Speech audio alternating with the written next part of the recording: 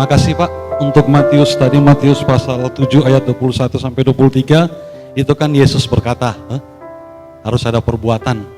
Berarti kalau dalam keberimanan kita orang Kristen juga, saudara-saudara kita di Muslim juga, dengan berbuat baik, dengan percaya Isa Al-Masih, Yesus Kristus adalah Tuhan, bisa selamat juga. Seperti itu Pak ya. Nah, tinggal dari perbuatan mungkin.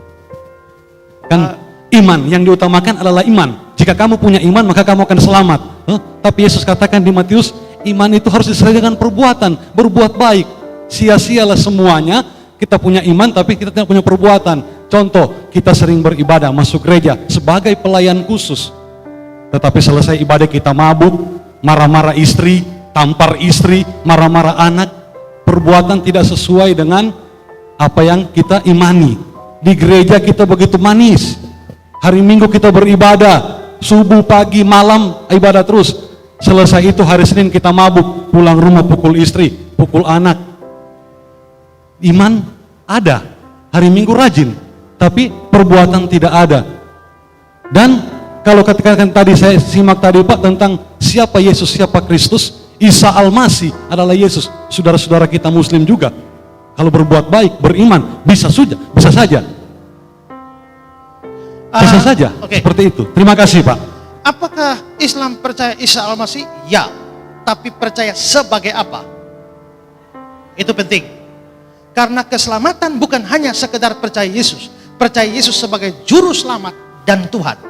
Apakah Islam mau terima Yesus juru selamat? Tidak. Apakah mereka percaya Yesus Tuhan? Tidak. Maka kepercayaan mereka beriman, tapi imannya, ingat, iman itu ada 3 macam. Pertama namanya historical faith. Historical faith adalah percaya apa yang dinyatakan dalam kitab suci. Kedua ada practical faith. Practical faith adalah iman dalam hidup hari-hari. Saya sakit, saya percaya dia menyembuhkan saya. Saya kurang, saya percaya dia mencukupkan saya. Itu practical faith. Tapi yang ketiga namanya saving faith. Iman yang menyelamatkan. Iman yang menyelamatkan harus percaya Injil. Nah, di dalam Injil itu ada beberapa komponen. Salah satunya adalah bahwa percaya Yesus juru selamat, percaya Yesus Allah atau Tuhan, lalu percaya dia datang jadi manusia, percaya dia mati di kayu salib untuk menebus dosa kita, dan pada akhirnya percaya bahwa dia mati, bangkit, dan bagi kita. Itu Injil. Dan Islam tidak mempercayai itu. Mereka hanya percaya Yesus sebagai utusan, tapi bukan Allah, bukan Tuhan. Maka iman mereka, apakah mereka beriman pada Isa Al-Masih? Ya, tapi iman mereka bukan saving faith. Nah, tanpa iman seperti itu, orang tidak mungkin berkenan pada Allah. Ibrani pasal 11 ayat yang ke-6. Tanpa iman tidak mungkin orang berkenan pada Allah. Jadi iman di dalam Ibrani pasal 11 ini adalah iman pada Kristus. Tanpa iman tidak mungkin orang berkenan pada Allah. Sehingga kalau mereka tidak percaya Yesus sebagai juru selamat dan Tuhan, mereka berbuat baik, ya, tapi perbuatan baik mereka tidak bisa memperkenankan hati Allah. Ini yang jadi aneh Pak, jadi ribut Pak dalam konteks di negara kita, di Indonesia.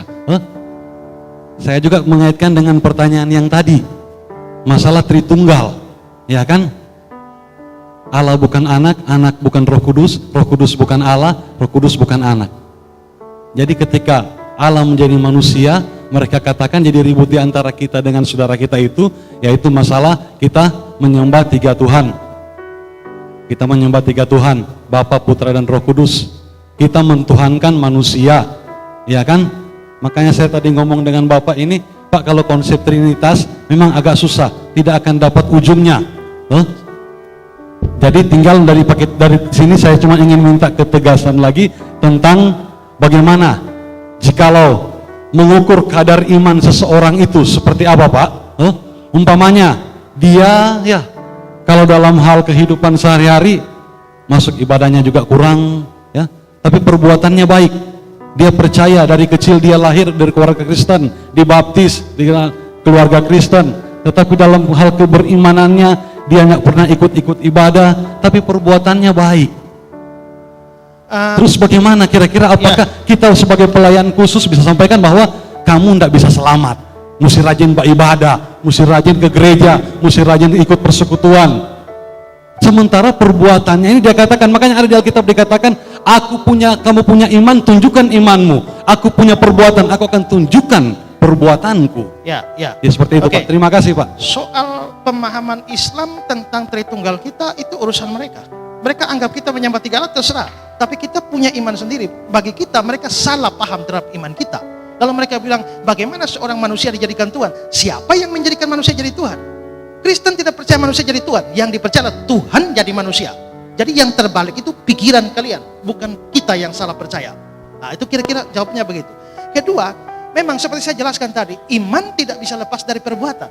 Tapi syarat diselamatkan bukan iman tambah perbuatan. Perbuatan itu buah. Kalau orang betul beriman, pasti ada buahnya dalam perbuatan. Karena itu seperti Bapak bilang, kalau dia ibadah terus tapi hidup jahat terus, artinya imannya itu palsu. Orang seperti itu tidak diselamatkan.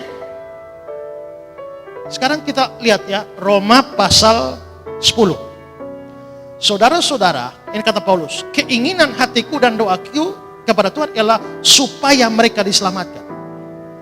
Mereka ini adalah orang Israel. Supaya mereka diselamatkan artinya belum selamat. Tapi ayat 2, sebab aku dapat memberi kesaksian tentang mereka bahwa mereka sungguh-sungguh giat untuk Allah. Giat loh, artinya kebaktian jalan terus, pelayanan jalan terus. Tapi tidak diselamatkan. Kenapa? Karena tanpa pengertian yang benar. Imannya tidak benar. Maka kalau imannya tidak benar, biarpun sungguh-sungguh giat untuk Allah, tidak bisa diselamatkan. Maka selamat itu harus punya pengertian tentang iman yang benar.